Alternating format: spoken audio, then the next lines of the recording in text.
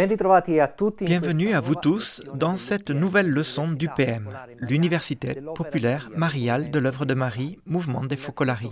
Tout d'abord, merci de tout cœur, merci à vous tous pour les retours, les commentaires et les questions que nous avons reçus au sujet des dernières leçons.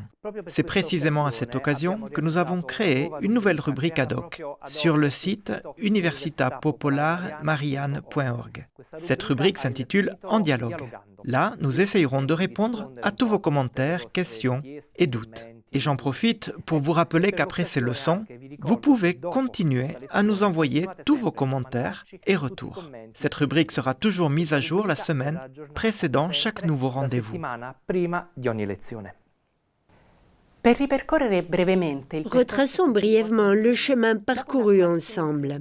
Après une première leçon d'introduction, avec le père Fabio Ciardi, nous avons vu la signification des règles et des statuts pour les fondateurs.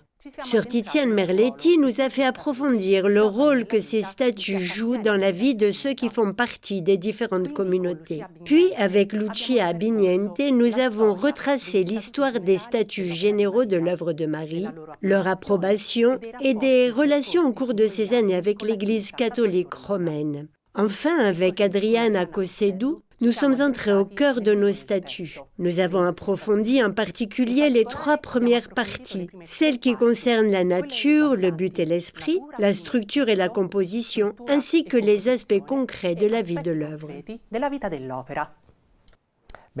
Bien, entrons maintenant au cœur de cette leçon. Au cours des 2 prochains rendez-vous, celui-ci et le suivant, nous approfondirons les autres articles des statuts généraux de l'œuvre de Marie. Mais arrêtons-nous tout d'abord sur un concept fondamental. Dans ces leçons, nous avons toujours parlé de règles. Ce terme peut sembler un peu abrupt et limiter la liberté personnelle. Nous aimerions donc comprendre quel est le lien entre liberté et règles, si ce sont des concepts antinomiques ou intrinsèquement liés. Tommaso Bertolazzi nous aidera à le découvrir. Il est philosophe, chercheur à l'Institut universitaire Sofia de Loppiano et il se consacre au monde des jeunes par le biais de conférences, d'ateliers et de collaborations avec des écoles de formation pour les jeunes. Bienvenue Tommaso. Merci. Tommaso, entrons tout de suite dans le vif du sujet. Lorsqu'on parle de statut, on pense tout de suite aux règles, et donc à la liberté, qui est un thème aussi très à la mode dans la société actuelle, n'est-ce pas? La liberté est un mot important et c'est peut-être le mot qui explique le mieux l'esprit de notre époque. D'une certaine manière, notre époque est une époque de liberté. Elle exige la liberté. C'est du moins le cas en Occident ou dans le monde occidentalisé. La liberté est l'un des noms de notre époque. Non seulement les grands mouvements d'émancipation qui surgissent ici et là dans le monde le savent, mais le marché le sait très bien lui aussi. En effet, si vous y prêtez attention, presque toutes les publicités pour une voiture, un mixeur, n'importe quoi, pour vendre le produit, elles proposent et garantissent et même promettent la liberté à ceux qui l'achèteront. Si tu achètes ce téléphone, tu seras plus libre. Demandons-nous, quand nous parlons de liberté, de quoi parlons-nous? Je préviens que je ne répondrai pas à cette question par une définition ou un terme exhaustif. J'aimerais plutôt ouvrir une réflexion. Et j'espère que vous pourrez ensuite la poursuivre là où vous êtes, avec vos communautés. Et la question sur la liberté, nous allons le voir tout de suite, comme cela a aussi été annoncé, sera liée à une autre question, celle sur les règles. Nous allons le voir tout de suite. Liberté, en effet, est un mot qui est mieux perçu que règles et statuts. Mais à quoi pensons-nous quand nous parlons de liberté?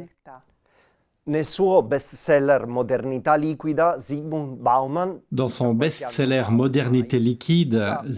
Bauman, il y a quelques années maintenant, utilise une métaphore très efficace pour parler de la liberté. Cette métaphore est celle du buffet. Comme dans un grand banquet, la difficulté ne réside que dans le choix des canapés, des mini-pizzas à mettre dans l'assiette. Eh bien, il en va de même pour notre monde. C'est un monde plein de possibilités, de choix. Aucun choix en soi n'est mauvais. Personne ne va condamner quelqu'un d'autre parce qu'il a choisi des canapés au saumon plutôt que ceux au jambon. Cependant, s'il n'y a pas d'erreur, il n'y a pas non plus de certitude d'avoir fait le bon choix. La question de l'individu, de celui qui fait le choix, devient alors « ai-je utilisé au mieux les moyens dont je dispose ?» On se trouve face à un dilemme. Dans un monde plein d'opportunités, faire des choix, c'est laisser de côté des possibilités infinies. Nous sommes confrontés à un problème d'excès et non de pénurie. Dans ce genre de paradigme, où la liberté maximale coïncide avec la toute-puissance, tout se résume alors à l'individu. Tout se résume à moi. C'est à l'individu, dit Bauman, de découvrir ce qu'il est capable de faire, de porter cette capacité à son extrême limite et de choisir les finalités auxquelles cette capacité peut le mieux s'appliquer, c'est-à-dire la plus grande satisfaction possible. Eh bien, cela pourrait donc sembler quelque chose de positif. Une personne ou une institution peuvent donc choisir ce qu'elles veulent être. Ainsi est un peu mise en lumière la propre identité. Dans un monde aux possibilités infinies, l'individu a apparemment la possibilité de devenir n'importe qui. Et pourtant, ce devenir n'importe qui est un choix qui exclut d'autres types de possibilités. Pire encore, si cet individu réussit, devient ce quelqu'un qu'il voulait être, alors le match est terminé, il n'a plus d'autre opportunité. Une fois qu'il est devenu quelqu'un, il n'est plus libre de devenir quelqu'un d'autre. Tu n'es plus libre, tu n'es plus toi-même, en somme. Bauman affirme que nous sommes confrontés à un paradoxe qui génère de l'anxiété. Si d'un côté, ne pas savoir quoi choisir peut être irritant, d'un autre côté, à l'opposé, le choix qui permet d'exclure toutes les autres possibilités, nombreuses, et donc d'utiliser sa liberté de manière absolue, se referme, il n'existe plus. Cette idée, que l'on pourrait résumer à l'idée de liberté absolue, est une idée pour laquelle on ne veut pas tout, mais le tout. C'est le délire de la toute-puissance dont la Bible parle de façon magistrale à travers ce fameux passage dans Genèse 1. Et nous le connaissons tous, au moins par ouï-dire, où le serpent dit à la femme « Si vous mangez de l'arbre de la connaissance du bien et du mal, vous serez comme Dieu, car vos yeux s'ouvriront. » En dehors du fait que les serpents ne parlent pas et que les femmes se moquent bien des serpents qui parlent, mais ce sont des genres littéraires dans la Bible, l'idée du serpent est celle d'une liberté absolue, qui veut posséder le tout, c'est-à-dire qu'elle veut posséder Dieu. Au fond, elle veut être Dieu. La quête de cette liberté absolue a donc pour contrepartie, et Bauman le dit très bien, l'anxiété.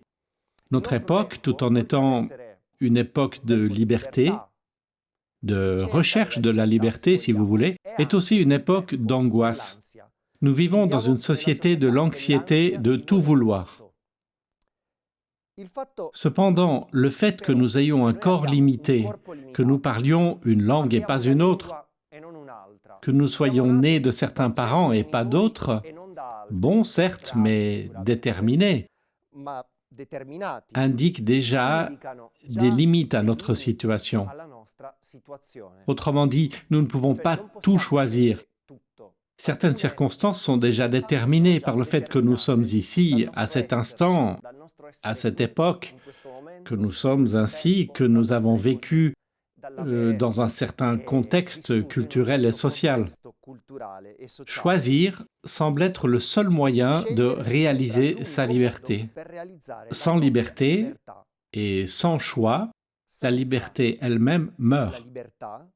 C'est très compliqué, surtout si l'on pense à un certain monde de la jeunesse dans lequel on entre déjà en crise face au choix des céréales à mettre dans son lait le matin. In cui già si entra in crisi davanti alla scelta dei cereali la mattina da mettere nel latte.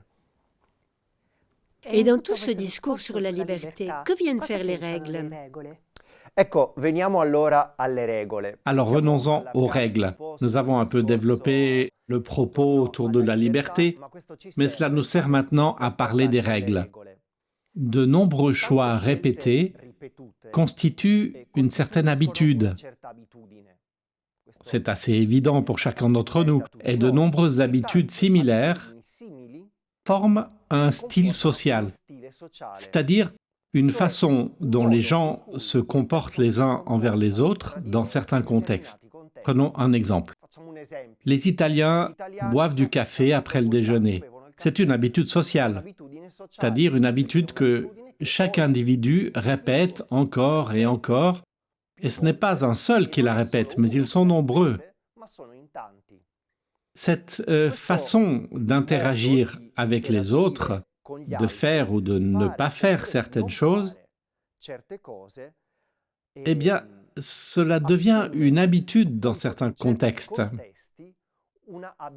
Or, la justice, qui est le fondement des règles, et nous le verrons plus loin, est précisément l'acte par lequel on garantit ce qui est propre à une société et à chacun de ses membres, c'est-à-dire un droit. Le droit à la vie, le droit d'avoir un stylo dans sa poche, le droit de boire du café ou autre chose, bref, le droit de posséder quelque chose, que ce soit un petit objet ou quelque chose d'aussi grand que la vie. La loi, et nous arrivons déjà au sujet des règles, est la description du droit, c'est-à-dire le droit de chacun, de la vie au stylo, au café. La loi n'est donc pas une limitation de la liberté, mais c'est la façon dont la liberté s'exprime habituellement, dans un certain contexte, entre certaines personnes, elle la décrit. La loi décrit la forme d'organisation d'un groupe de personnes. Lorsque cette forme d'organisation change, parce que les gens changent, parce que le monde change, parce que les circonstances dans lesquelles les gens vivent changent, alors les lois changent aussi. Et il est bien que les lois changent, parce que l'humanité grandit en conscience. Elle évolue par rapport à certains actes qui doivent être accomplis ou qui ne doivent plus l'être. Donc, de manière très abstraite, je le répète, la loi n'est pas une limitation de la liberté, mais elle est une description de la manière dont la liberté se réalise habituellement, en général, dans un certain groupe de personnes. Et comment s'applique ce principe à une institution religieuse? Eh bien, voilà la question. Puisque nous sommes dans quelques leçons sur les statuts du mouvement des Focolari, donc d'une institution qui en elle-même s'inscrit dans un contexte religieux, la question s'impose. La chose en elle-même n'est pas très simple. Et ici, par nécessité, nous devons être un peu concis et simplifiés. Donc les organisations de type religieux inscrivent leurs lois sur un fondement. Et ce fondement n'est pas un fondement aléatoire, mais c'est, au moins pour les organisations chrétiennes, Dieu. La Bible connaît ce type de fonctionnement parce que la loi fondamentale d'Israël repose précisément sur ce socle qui est Dieu. Dans les livres du Lévitique et du Deutéronome, qui sont des livres bibliques anciens, qui établissent et parlent de la loi, cette loi est établie à partir d'un principe. Et ce principe, c'est l'amour. Bon, c'est très joli dit comme ça, mais aussi très compliqué. Et voyons pourquoi. Parce que c'est paradoxal. C'est-à-dire, comment peut-on forcer quelqu'un à aimer? L'acte même d'aimer, qui est l'acte en soi qui demande la plus grande liberté, tu peux le forcer? Comment peux-tu faire cela? C'est un paradoxe biblique. Les préceptes de l'amour, en effet, mentionnés dans le Deutéronome, semblent suggérer qu'il est possible d'y discerner une certaine résonance d'une expérience fondamentale du peuple d'Israël, celle de la liberté. Attention, les anciens peuples proches d'Israël, des Perses aux Grecs en passant par les Romains, n'avaient pas la même idée et la même expérience de la liberté qu'Israël, parce que la liberté, pour eux, était une question politique. Répétons-le, c'était une relation avec un patron, un maître, c'est-à-dire, est-ce qu'un esclave est libre ou pas libre, ou est-ce qu'un citoyen est libre ou pas vis-à-vis d'un esclave? Israël fait une autre expérience, l'expérience de la libération, d'être un peuple libéré par Dieu. Et cet acte de libération fonde l'identité du peuple, c'est-à-dire qu'Israël devient un peuple à partir du moment où il est libéré de l'oppression de l'esclavage. Il est libéré par un libérateur qui est Dieu. Dans sa prière quotidienne, le Juif se souvient de ce fait de libération. Voilà. L'amour est à la base de la loi, parce qu'il est l'expérience d'une liberté donnée par Dieu au peuple. Par conséquent, si l'amour n'est possible qu'en tant qu'acte intrinsèquement libre, alors placer l'amour au cœur de la loi d'Israël, c'est insérer cette loi d'alliance entre Dieu et le peuple dans cette expérience d'agapé, c'est-à-dire d'amour, de liberté, de sortie de la condition d'esclave. Pour la Bible, l'amour, la justice et la liberté constituent donc un trinôme qui va de pair. Dans le mouvement des Focolari en particulier, comment vivre ce rapport entre droit, règles et liberté?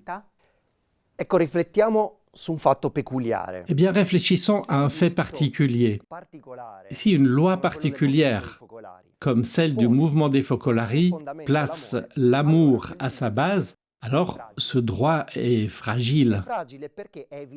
Il est fragile parce qu'il est évident que si l'amour manque, le droit s'écroule. La loi s'écroule en partie ou en totalité. Elle perd son sens parce qu'elle perd son fondement. C'est le cas précisément du mouvement des Focolari, parce que les statuts de l'œuvre de Marie posent comme prémisse de toute autre règle, donc comme fondement de tout ce qui est écrit dans les statuts et ensuite dans les règlements individuels des membres du mouvement des Focolari, l'amour réciproque, la charité mutuelle et permanente. Le fait que soit exigé que non seulement il y ait l'amour, mais que cet amour soit réciproque, rend les statuts du Focolare encore plus fragiles, parce qu'ils impliquent la symphonie d'une pluralité de liberté et de gratuité. C'est-à-dire qu'il ne suffit pas qu'une personne aime. Il ne suffit pas que j'aime Valentina. Il faut la réciprocité. Sans amour réciproque, donc, ce qui vient après, dans la règle du Focolare, c'est-à-dire tout, tombe. Le statut des Focolari, en harmonie avec la Bible, fait donc appel à la liberté de ses membres. Comme pour dire, le mouvement des Focolari s'en remet à la liberté de chacun de ses membres, et pour cela, il s'expose à une grande possibilité de fragilité et au risque d'échec, parce que je ne peux pas te forcer à aimer. À cette fin, cependant, les statuts et encore avant le charisme de Chiara Lubich, en accord avec le Nouveau Testament, indiquent également un chemin d'amour, ce chemin, Chiara le condense en une expression qui est le fruit d'une expérience, qui est le fruit d'une révélation. Jésus abandonné. Jésus abandonné, c'est l'expérience de l'amour fragile, d'un Dieu qui meurt, d'un Dieu fragile, qui se livre à la liberté des femmes et des hommes, qui, en créant cette liberté, limite la sienne. C'est un Dieu fragile. Alors, il n'y a pas d'autre façon d'aimer que celle qui est dévoilée, manifestée, montrée, livrée et donnée par Jésus à la 9e heure dans le cri d'abandon sur la croix. C'est un amour qui accueille tout, qui se donne tout entier à tous, sans réserve, en prêtant l'oreille, en étreignant, en allant au-delà, en traversant le non-Dieu d'aujourd'hui, fait de divisions, de conflits, d'athéisme de toutes sortes, de tristesse, de déceptions qui sont parfois présentes dans certaines de nos communautés. Peut-être parce qu'on ne voit plus les fruits apostoliques d'autrefois. Voilà, tout cela, c'est paradoxalement être en pleine vocation dans l'appel que Jésus abandonné lance à chaque membre du mouvement des Focolari. Aller là où Dieu est présent, dans la peau de celui qui est absent ou qui semble être absent. Il n'y a donc aucune tristesse, aucune déception, aucun conflit, aucune division que les membres des Focolari ne soient appelés à traverser. Tommaso, au final, quel conseil donner aux jeunes? Comment les encourager à lire les statuts comme une voie pour se sentir plus libre? C'est une très bonne question. Je me permets de répondre ceci. Je ne donnerai aucun conseil aux jeunes, je répondrai plutôt aux adultes qui, s'ils ne veulent pas perdre même les quelques jeunes qui restent, s'ils veulent, dans la fidélité à leur appel, à leur vie chrétienne, s'ils veulent témoigner aux jeunes qui font partie du mouvement des Focolari et aussi aux autres qui n'en font pas partie, la joie de l'Évangile, alors le conseil est le suivant. Prendre au sérieux la prémisse qui se trouve dans les statuts, c'est-à-dire vivre l'amour réciproque, ce qui veut dire se laisser habiter, faire en sorte que nos relations soient habitées par l'amour, qui déjà aujourd'hui, déjà ici et maintenant, habite parmi nous. Et cet amour, témoignant de lui-même à travers nous, qui devenons sa voix, son expression, sa manifestation, ses coprotagonistes dans le témoignage de l'amour, c'est cet amour qui attire tout à lui, non pas à nous, mais à lui-même, à lui. Alors, peut-être cela nous donnera-t-il aussi envie de découvrir cette carte d'identité de la liberté que sont les statuts. Mais seul peut le faire celui qui vit et qui aime Jésus abandonné. Merci Tommaso pour cette très belle leçon qui nous a ouvert de nouvelles perspectives et qui nous invite aussi à continuer à nous interroger sur ces sujets fondamentaux. Passons maintenant au deuxième thème de cette leçon. Quelqu'un a peut-être remarqué que nous avons un peu changé, chamboulé même, le programme. En effet, il était prévu d'examiner un peu le chemin parcouru avec l'Église pour la phase d'approbation des statuts généraux, sujet que nous avons déjà un peu abordé avec Lucia Biniente lors des leçons précédentes. En même temps, au cours de ces mois, grâce aussi à vos questions et à vos contributions, nous avons compris que vous étiez peut-être plus intéressés par l'approfondissement d'autres sujets liés au statut. C'est aussi un parcours que nous construisons avec vous, ces leçons du PM.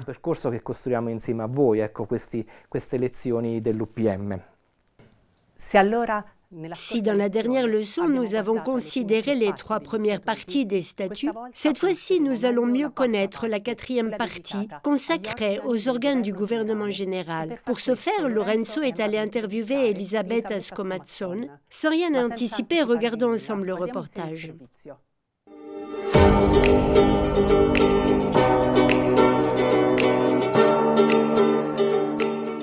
Elisabetta Scomazzone, bienvenue parmi nous. Elisabetta est canoniste, experte sur des sujets liés aux mouvements ecclésiaux et aux nouvelles communautés dans l'Église. Elle est aussi membre de l'Ecolaba, le centre d'études internationales du mouvement des Focolari. Nous aimerions approfondir avec toi le chapitre concernant les organes du gouvernement général. Un thème très demandé ces derniers mois par ceux qui suivent ces leçons de l'UPM. Aujourd'hui, Elisabetta, on utilise beaucoup les termes anglais, comme par exemple le mot governance. Mais governance et gouvernement recouvrent-ils la même réalité? No, governo e governance sono 2 cose diverse. Non, gouvernement et gouvernance sont 2 choses différentes. Le gouvernement est une activité d'orientation, de direction, qui s'effectue par le biais de tâches définies, exercées sur une base permanente par une ou par plusieurs personnes. La gouvernance est quelque chose de plus nuancé, de plus générique, qui concerne de façon plus générale la manière dont on doit gouverner, dont on peut gouverner. Mais prenons le dictionnaire de la langue italienne, le Treccani en ligne, et regardons ce qui est dit à propos de gouvernance. Nous lisons. Dans le langage des affaires, manière, style ou système de conduite et de direction d'une entreprise. Si nous parlons d'entreprise avec le terme gouvernance, nous décrivons plus précisément des modalités de gestion utilisant des concepts et des principes propres au secteur économique. Même dans la gestion des œuvres de l'Église, nous pouvons utiliser des concepts et des principes propres au secteur économique, adaptés de manière appropriée toutefois, pour en améliorer la gestion. Le mouvement des Focolari est autre chose. C'est un peuple né de l'Évangile, doté d'un statut approuvé par l'Église, une variété de personnes, de tous âges et de toutes vocations, chrétiens de différentes églises, fidèles d'autres religions et personnes sans référence religieuse. Ils sont unis, cependant, comme nous l'avons entendu dans les autres leçons, pour rejoindre la perfection de la charité, de l'amour, puis l'unité de la famille humaine. Et, dans son cheminement, ce peuple, cette communauté, a besoin de guides, tant au niveau général qu'au niveau local. Gouverner, donc, signifie se rappeler ce qu'est le charisme. Veiller à ce que les choses avancent conformément au charisme. Corriger s'il y a des erreurs à corriger. Aider à développer, en somme, faire tout ce qui est nécessaire pour faire avancer l'œuvre. Mais comment? En faisant en sorte que ce soit Jésus au milieu qui gouverne. D'après mon expérience, même pour lire les statuts, sa lumière est fondamentale. C'est-à-dire nous mettre en unité entre nous, mais aussi avec Chiara et avec ceux qui ont fondé l'œuvre avec elle. Nous plonger dans ses écrits et nous immerger dans le charisme. Le point central de la leçon d'aujourd'hui, comme tu l'as dit, Lorenzo, sera précisément sur les normes des statuts généraux concernant les organes du gouvernement central de l'œuvre de Marie au niveau universel, c'est-à-dire au niveau international. Dans une autre leçon, en revanche, vous entendrez parler des organes de gouvernement dans la sphère territoriale d'une zone. Mais ces organes sont déjà énoncés à l'article 10, qui se trouve dans la deuxième partie des statuts généraux, où l'on parle de la structure et de la composition de l'œuvre. Et si vous lisez l'article 10, vous verrez qu'il s'agit de l'Assemblée, du centre de l'œuvre et du Conseil général. On dit que sans l'organisation qui apporte un service stable, continu, ordonné et la qualification juridique, l'amour ne peut pas être vécu dans l'Église. Et nous le voyons dans l'Écriture, dans les Actes des Apôtres. Rappelez-vous de cet exemple, de cette situation, de ce problème de mécontentement qui avait surgi parce que les veuves ne recevaient pas de pain lors de la distribution quotidienne. Et alors, 7 hommes furent choisis. Ce fut le début de l'office diaconal. Les organes du gouvernement général décrits par les statuts généraux sont une expression du charisme, en mesure de l'exprimer et de le protéger. Voyons cela. La structure de la 4e partie est organisée en chapitres. Nous y trouvons les organes de gouvernement classés par ordre d'importance. Le premier est l'Assemblée générale. Il s'agit d'une forme de gouvernement du régime extraordinaire, car elle se tient à un moment particulier, à intervalles de quelques années. Ensuite, dans le 2e chapitre, nous trouvons le régime ordinaire, c'est-à-dire le régime quotidien de tous les jours, qui commence tout de suite après la conclusion de l'assemblée et qui va jusqu'à l'assemblée suivante. C'est le temps qui s'écoule d'une assemblée à l'autre, le régime ordinaire. Et là, nous trouvons la présidente, le coprésident, le centre de l'œuvre, le conseil général, les délégués centraux et les conseillers généraux. Étant donné les limites de cette leçon, il ne m'est pas possible de traiter de façon exhaustive toute la 4e partie. Je vais essayer de vous donner quelques indications, en espérant qu'elles vous seront utiles, qu'elles pourront vous soutenir dans l'étude que vous ferez personnellement, mais aussi en groupe, je l'espère. Senza dubbio ha particolare rilievo tra gli organi di governo l'Assemblea Generale. Parmi les organes de gouvernement, l'Assemblée générale revêt sans aucun doute une importance particulière. Il s'agit d'un organe collégial, ce qui signifie qu'elle est composée d'une pluralité de personnes. Dans sa composition, l'Assemblée représente l'ensemble de l'œuvre, au centre et dans les zones. C'est un organe représentatif. En effet, la grande majorité des membres de l'œuvre de Marie ne sont pas présents à l'Assemblée, mais peuvent arriver à l'Assemblée par l'intermédiaire des assemblées des zones et des branches qui élisent leurs propres représentants. Voyons la composition. Il y a des membres de droit et des membres élus. Les membres de droit, c'est-à-dire les personnes qui sont appelées à faire partie de l'Assemblée générale, parce qu'elles exercent une tâche déterminée. Par exemple, la présidente, le coprésident, les membres du conseil général, mais aussi les responsables centraux des différentes activités et œuvres qui dépendent du centre de l'œuvre. Et ensuite, les membres élus, c'est-à-dire choisis ad hoc par les assemblées de zone ou par les conseils des branches et des mouvements.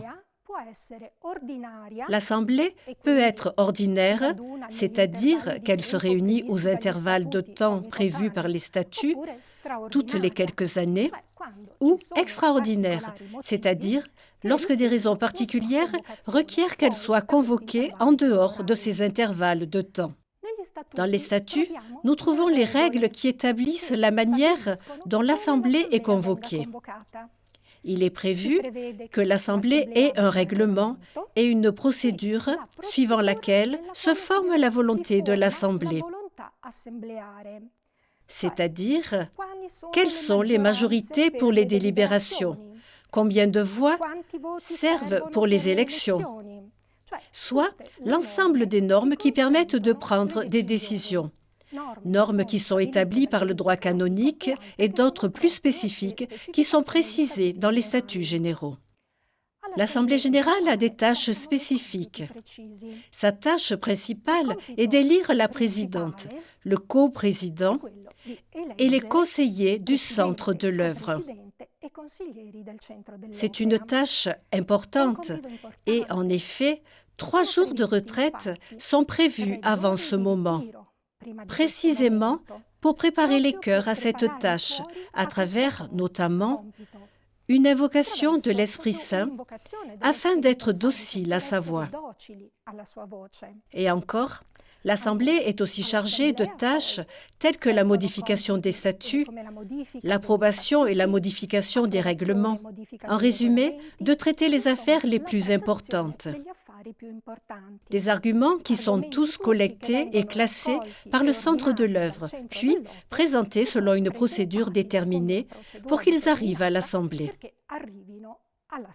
Voyez, il est très important que chaque participant se prépare à l'Assemblée, non seulement par ces 3 jours de retraite spirituelle, mais aussi en préparant son esprit, car chaque participant à l'Assemblée a un rôle actif.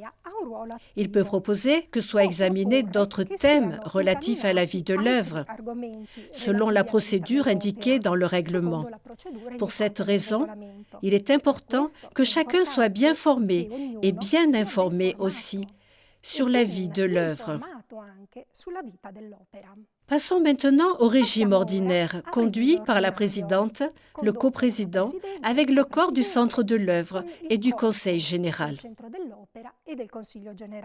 La présidente, comme vous le savez certainement, est statutairement une focolarine élue. Elle a autorité sur l'ensemble de l'œuvre et la représente dans l'ordre canonique. Les statuts indiquent les tâches et les modalités qui, selon la matière, incombent à la présidente, tant pour la prise de décision que pour les activités à mener, en s'assurant de la collaboration du coprésident, mais aussi des délégués centraux et d'autres conseillers généraux. Ici, je vous invite à lire les articles, à la fois ceux qui présentent, qui décrivent la présidente. Ce sont des articles très beaux sur lesquels nous pourrions nous refléter d'une certaine manière. Nous pourrions voir comment chacun tend à cela, mais aussi pour voir précisément les tâches spécifiques. Ici, il y a les limites liées aux tâches.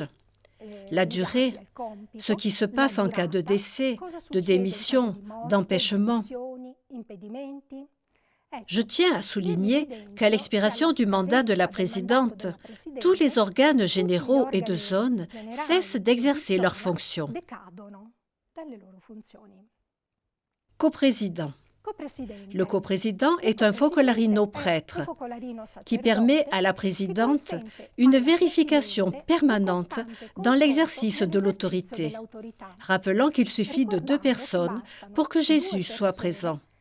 Le coprésident a ensuite des fonctions de vicaire et des fonctions propres. Dans les statuts sont également énumérées toutes les règles relatives à la durée au cas de décès, démission ou empêchement. Dans le régime ordinaire, donc, si j'ai bien compris, tu nous as dit qu'il y a 2 organes de gouvernement, le centre de l'œuvre et le conseil général. Peux-tu nous préciser davantage quelles sont leurs caractéristiques et aussi leurs différences?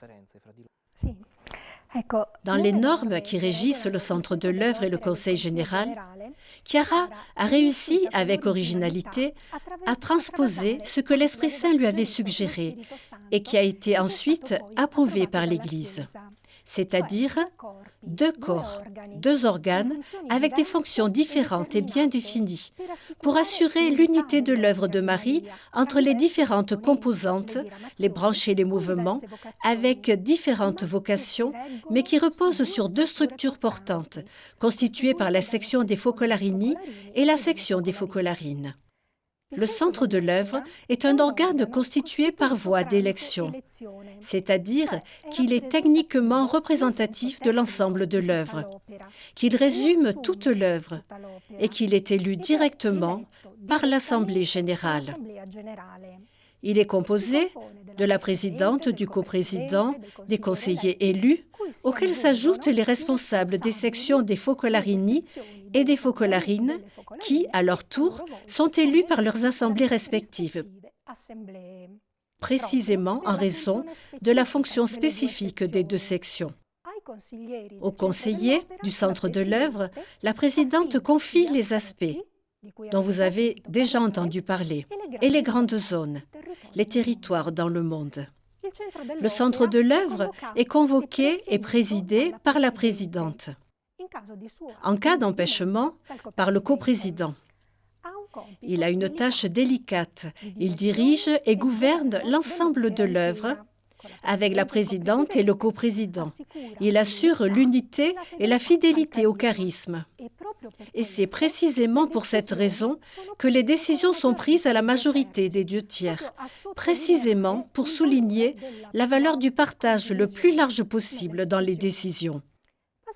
Passons maintenant au Conseil général. Le Conseil général est composé, en revanche, de membres élus et de membres nommés. C'est un organe qui permet la participation au gouvernement des différentes composantes de l'œuvre.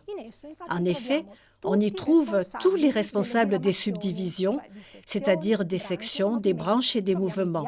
On y trouve les dialogues. La présidente consulte le Conseil général pour toutes les décisions concernant l'œuvre dans les questions importantes. C'est donc un lieu de communion, de responsabilité, mais aussi de décision. Le vote est souvent demandé à titre consultatif, c'est-à-dire qu'il exprime une consultation. D'autres fois, cependant, le Conseil donne son consentement pour que soit perfectionné un acte, une décision, auquel cas la majorité des 2/3 des membres présents est requise, afin que les décisions soient le plus possible l'expression de l'unité de l'œuvre qu'ils représentent. Dans d'autres cas, troisième hypothèse, les statuts demandent au Conseil général de décider une décision précisément par un acte collégial.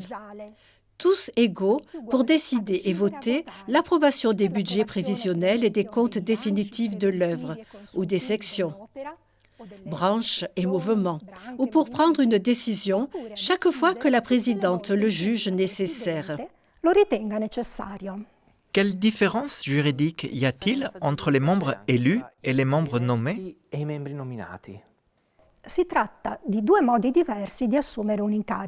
Il s'agit de deux façons différentes d'assumer une fonction. Prenons l'exemple du conseiller général. Un conseiller général assume cette fonction, cette tâche, par exemple par voie d'élection. Il est élu par l'Assemblée générale ou par un acte de nomination. C'est la présidente qui le choisit et dans certains cas, elle demandera l'accord du Conseil général.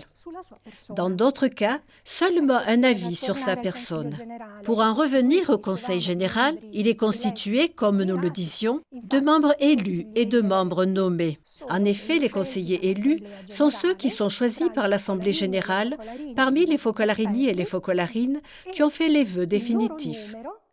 Leur nombre est égal entre parties féminines et parties masculines, choisis par la présidente, et il ne peut être inférieur à 20 selon les normes en vigueur.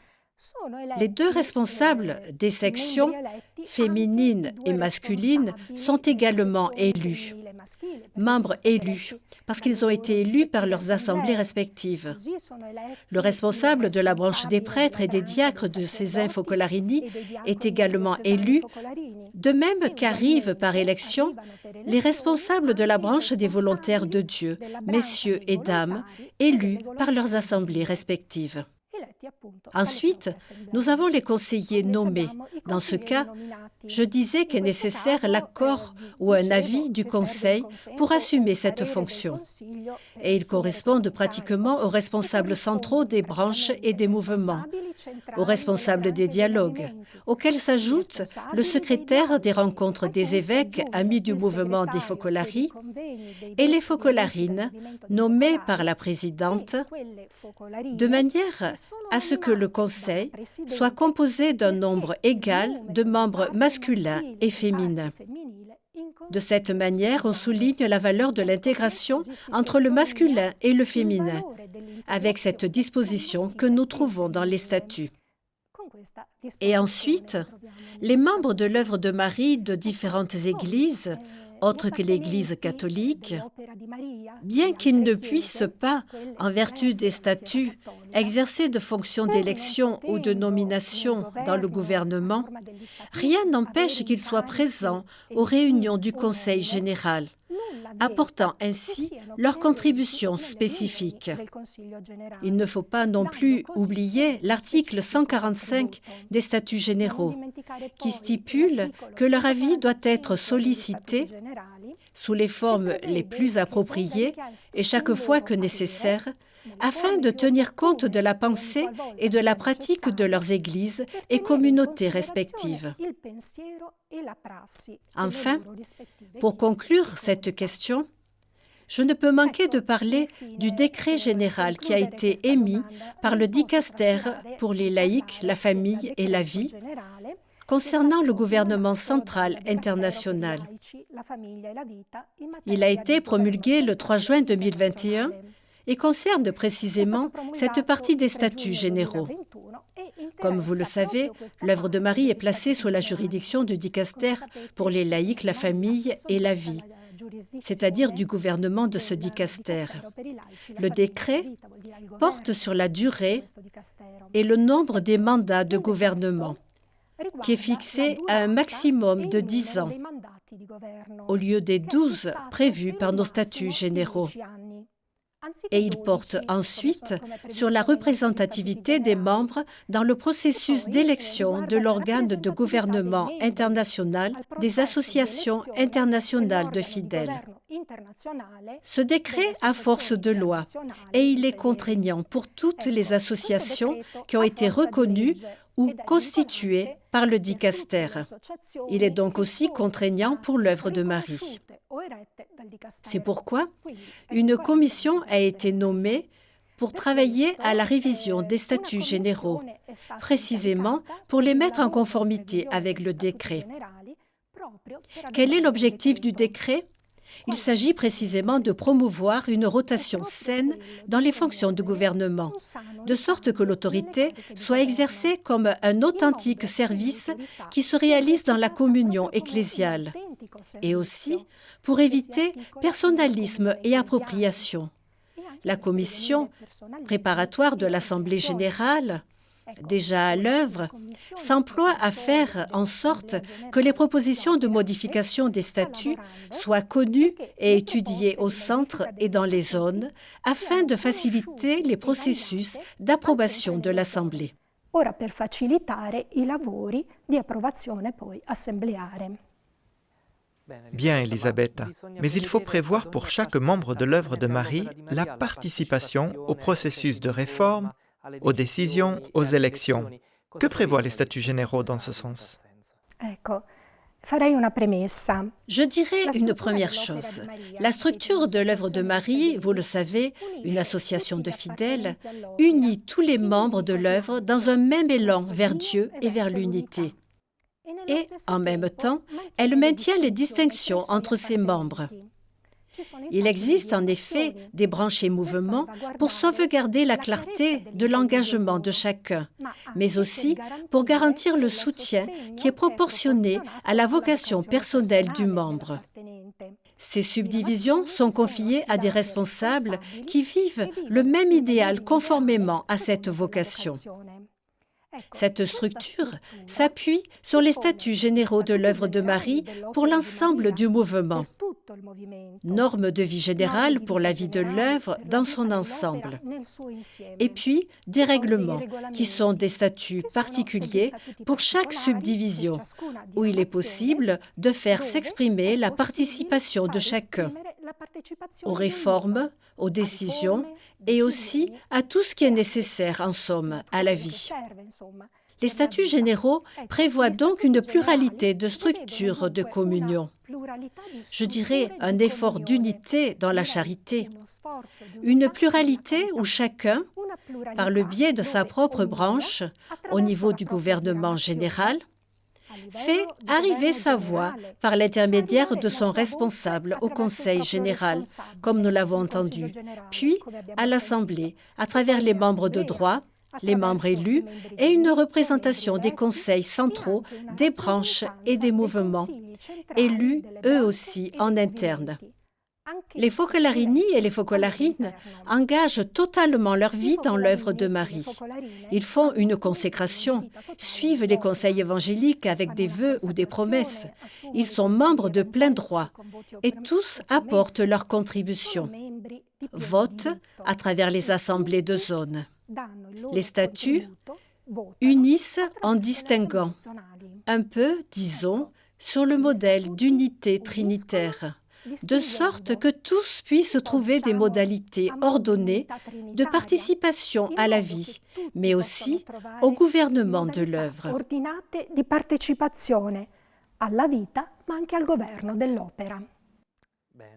Merci Elisabetta de nous avoir apporté cette précieuse contribution et de nous avoir aidé à mieux comprendre ce thème, ce chapitre si important. Merci à toi aussi pour tes questions, Lorenzo.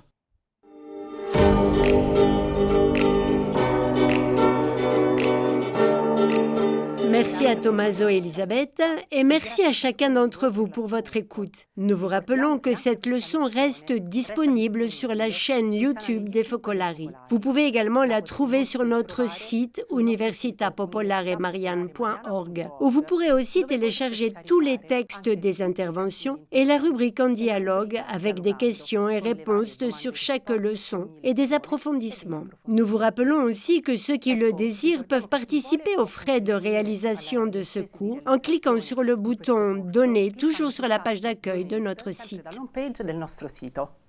Alors nous nous retrouvons pour la prochaine leçon le 10 mai. Nous vous attendons, ne manquez pas ce rendez-vous. Vi aspettiamo, non mancate.